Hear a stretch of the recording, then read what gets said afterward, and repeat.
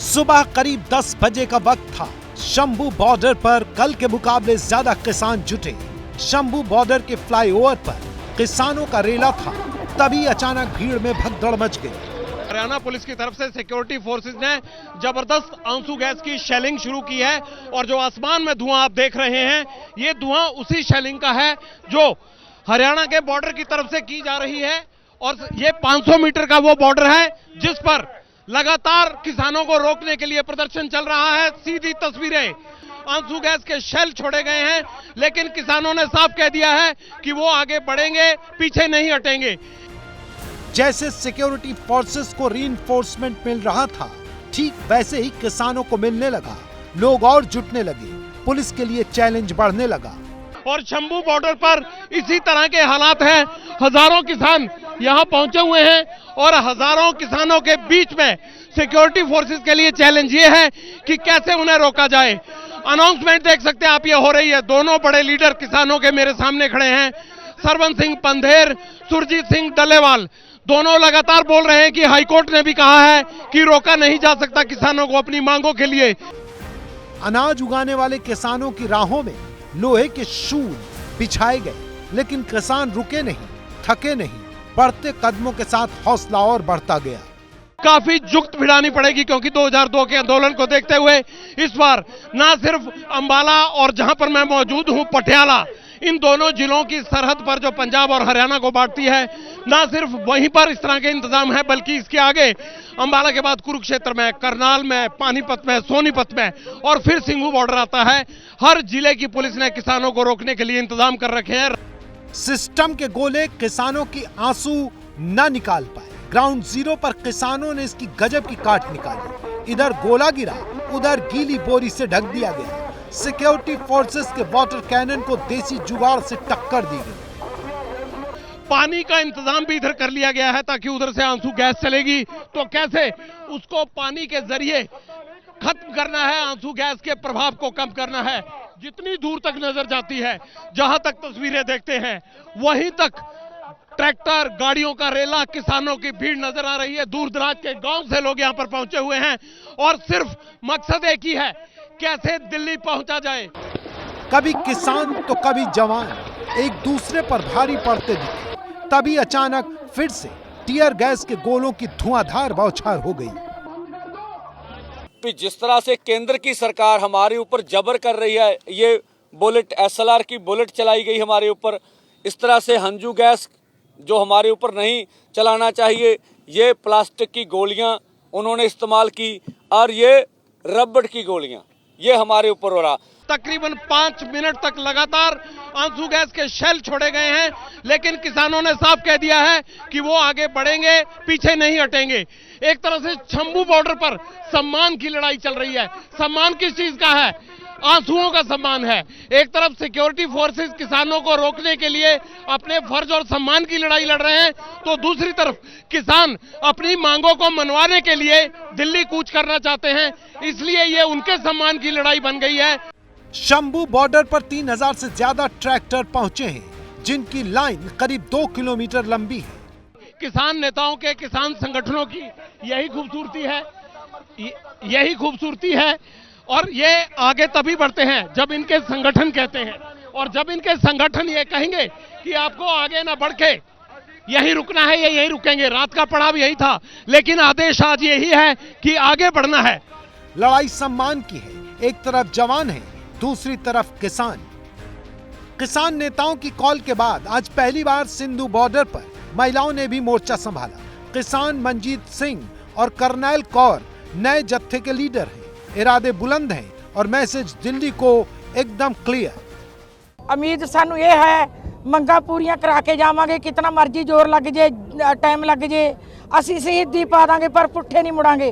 किसानों की बढ़ती भीड़ हरियाणा पुलिस की चुनौती बढ़ा रही है, लेकिन जितने तैयार किसान हैं, उतनी ही सिक्योरिटी फोर्सेस भी। पंजाब में आंदोलन का इतिहास पुराना है। ये लोग आंदोलन मुद्दत से करते हैं, मोर्चेबंदी यहाँ मुद्दत से होती आई है। ये मुगल कालीन परंपरा है, तब से चली आ रही है, आज तक चलती आई है। लेकिन जब भी इनको रोका गया, जब भी इनको टोका गया, जब भी इनके रास्ते में रोड़े अटकाए गए, अगर हम मुगलों के टाइम में देखें तो बघेल सिंह ने किस तरह से दिल्ली पर जाके फतेह हासिल की थी, ये तमाम लोग उसी विचारधारा से प्रेरित होकर चलते हैं। तस्वीर देखिए, बसंत पंचमी पर ड्रोन और पतंग की पेचें लड़ी हैं। ड्रोन आंसू गैस के गोले दाग रहा है और किसान पतंग से ड्रोन काटने की जुगत में है। किसान डटे हुए हैं, वो पीछे हटने को तैयार नहीं। लेकिन इस मसले पर सरकार का क्या कहना है, सरकार का क्या स्टैंड है, ये बताना भी बहुत जरूरी है। पिछले 2 दिन से किसान और सरकार के बीच जारी गतिरोध को खत्म करने की कोशिश हो रही है। सरकार के मंत्री कह रहे हैं 90% मांगे मान ली गई हैं, लेकिन किसान क्या कह रहे हैं? किसान कह रहे हैं जब तक एमएसपी की गारंटी नहीं मिलेगी तब तक सरकार की दूसरी मांगों का कोई मतलब नहीं है। किसान और सरकार के बीच वार पलटवार कैसे हो रहा है? जिद पर कौन अड़ा है, सरकार या किसान?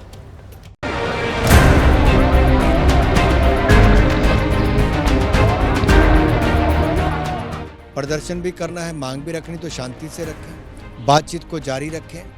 दूसरी बात मैं कहूँगा, अगर आपके मुद्दे जुड़ते जाएंगे, अब ये इतने मुद्दे नए जुड़ गए हैं जिन पे आपको समय चाहिए अलग अलग स्टेक होल्डर से बातचीत करने का। और हमने इतना ही कहा, आप नए विषय लेकर आए हैं, हम इन विषयों पर भी बाकी चर्चा करेंगे और आगे चर्चा को जारी रखेंगे। अनुराग ठाकुर जी बोल रहे हैं कि इनका मांग पत्र चार्ट बड़ा होता जा रहा है, ये बात नहीं है। हमने पहले दिन से वही मांग पत्र रखा, उसी पे काम कर रहे हैं। हमें तो सिक्योरिटी चाहिए भी, जो एमएसपी का ऐलान आपने किया वो कम रेट पर मंडी में ना बिके, तो अब वो कमेटी बना के हमारा मसला ठंडे बस्ते में डालना चाहते हैं। जो कानून की बात की जा रही है वो कानून के बारे में इस तरीके से कोई निर्णय नहीं लिया जा सकता है आम जनजीवन को बाधित ना करे, आम जनजीवन किसी तरह से परेशान ना हो। किसान संगठनों को यही कहूँगा कि किसी राजनीति से प्रेरित होकर नहीं। परसेप्शन बनाई जा रही मीडिया में, खालिस्तान का अटैक लगाया जा रहा, प्रो लेफ्ट बोला जा रहा है, प्रो कांग्रेस बोला जा रहा है और प्रो पंजाब सरकार बोला जा रहा है। भी ये उत्साहित कर रहे हैं, ऐसी कोई बात नहीं। हम तो ये कहते हैं भी जो देश में नीतियां लागू हैं कांग्रेस लेके आने वाली है। हम देश के किसान हैं, खेत मजदूर हैं और अपनी मांगों के लिए संघर्ष करते हैं। ये कहते हैं हमने दिल्ली जाना है। दिल्ली किस लिए जाना है? बातचीत करने के लिए ना। तो जिनसे दिल्ली जाके बातचीत करनी है वो सारे मंत्री और अधिकारी जब चंडीगढ़ आ गए तो आपने बात नहीं की, इसका मतलब आपका मकसद कुछ और है। टकराव नहीं करेंगे सरकार से।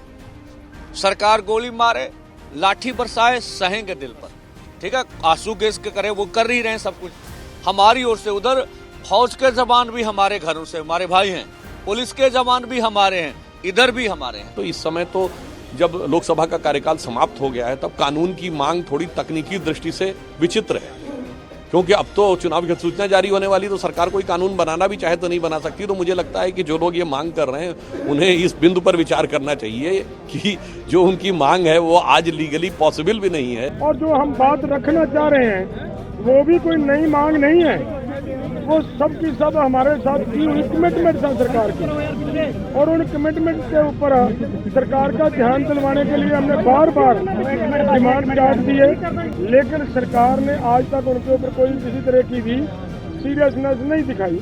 किसानों के लिए करना कुछ नहीं है, लेकिन उकसाना है और केंद्र सरकार को कहीं ना कहीं गुमराह उनके रोड़े में रास्ते में रोड़ा अटकाने वाला काम ये कर रहे हैं।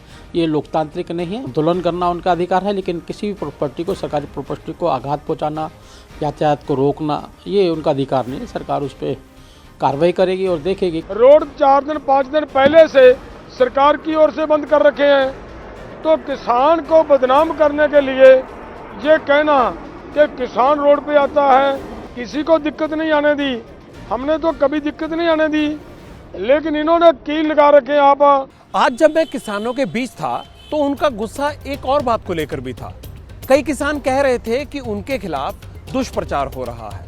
वो तो बस अपनी मांगे मनवाने के लिए सड़क पर उतरे हैं। लेकिन कई ऐसे भी हैं जो ये पूछ रहे हैं कि ये किसान हैं कौन?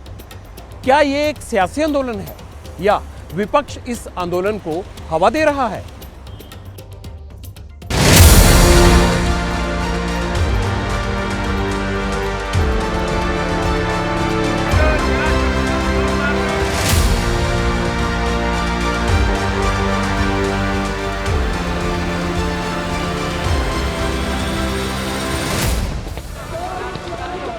किसानों का यह आंदोलन हर घर में देखा जा रहा है।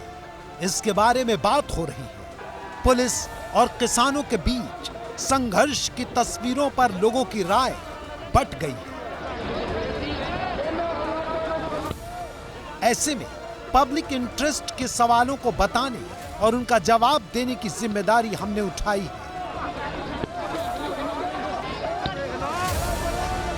सवाल क्या है, पहले ये जान लीजिए।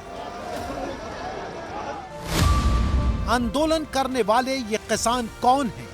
क्या ये देश के सभी किसानों का प्रतिनिधित्व करते हैं?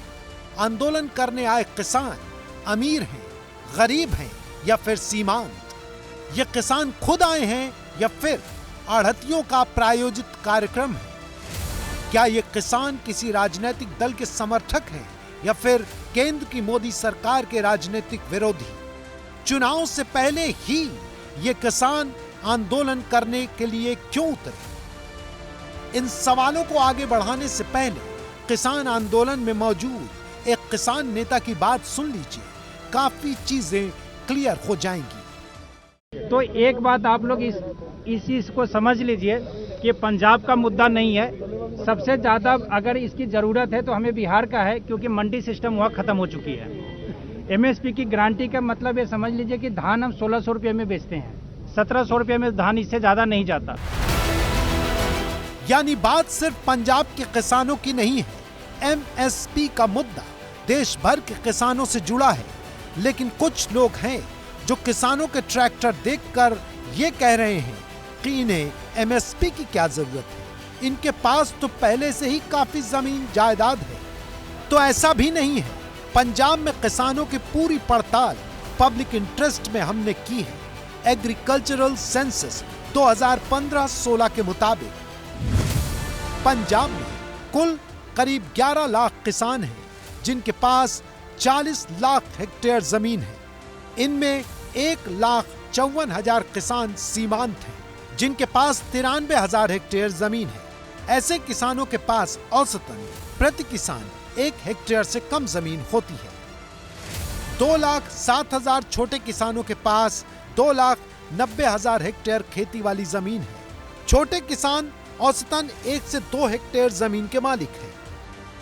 छोटे मझोले किसान पंजाब में 3,68,000 हैं। इनके पास कुल 9,83,000 हेक्टेयर कृषि भूमि है। छोटे मझोले किसान वो हैं जिनके पास औसतन 2 से 4 हेक्टेयर जमीन होती है। 3,05,000 मझोले किसानों के पास 17,30,000 हेक्टेयर जमीन है और ये पंजाब के वो किसान हैं जिनके पास औसतन 4 से 10 हेक्टेयर जमीन होती है। वहीं 58,000 अमीर किसान ऐसे हैं जो 8,57,000 हेक्टेयर जमीन के मालिक हैं। उनके पास औसतन 10 हेक्टेयर से ज्यादा जमीन होती है। किसान आंदोलन के बीच 15 फरवरी यानी कल से सीबीएसई की 10वीं और 12वीं क्लास की परीक्षाएं शुरू हो रही हैं। ऐसे में सीबीएसई की तरफ से स्कूल, स्टूडेंट्स और पेरेंट्स के लिए एडवाइजरी जारी की गई है, क्योंकि किसान आंदोलन के चलते यातायात की समस्या और जगह जगह रास्ते बंद होने के कारण उन्हें समय पर अपने घर से निकलने के लिए कहा गया है, क्योंकि एग्जाम का वक्त 10:30 बजे का है। इसीलिए पेरेंट्स अपने बच्चों को लेकर समय पर घर से निकलें ताकि वो एग्जामिनेशन सेंटर में पहुंचने से लेट ना हो। साथ ही ये सलाह भी दी गई है कि अगर वो मेट्रो के रास्ते एग्जामिनेशन सेंटर तक पहुंच सकते हैं तो मेट्रो को ही जरिया बनाएं। वैसे ये बच्चों के भविष्य का सवाल है, लाखों बच्चों के भविष्य का सवाल है। ऐसे में पटियाल की ये रिस्पॉन्सिबिलिटी बनती है, उसकी ये जिम्मेदारी बनती है कि आपको आपके बच्चों के हित की खबर ज़रूर दिखाए ताकि आप उनके स्कूल तक पहुंचने या एग्जामिनेशन तक पहुंचने के लिए समय पर अपनी व्यवस्था ठीक कर लें। तो इससे बड़ा पब्लिक इंटरेस्ट मेरे लिए और कोई हो नहीं सकता। जैसे ही घड़ी का काटा दोपहर 2:30 पे आए, बबीता जी का दिल सास बहू साजिश के लिए मचल जाए। और ये है इनकी बहू, पूरे दिन ऑफिस की टेंशन हो जाए गॉन जब ये करें अपना फेवरेट शो फ्री टाइम पे ऑन। इनकी तरह आप भी देखें अपना फेवरेट शो अपने टाइम पर और डाउनलोड कीजिए एबीपी लाइव ऐप अपने स्मार्ट टीवी पर।